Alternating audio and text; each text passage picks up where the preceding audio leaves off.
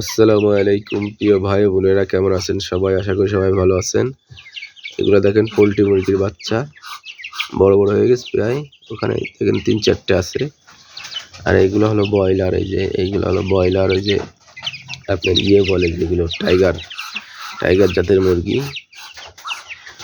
এগুলো সব ছেড়ে দেওয়া হয়েছে, এখন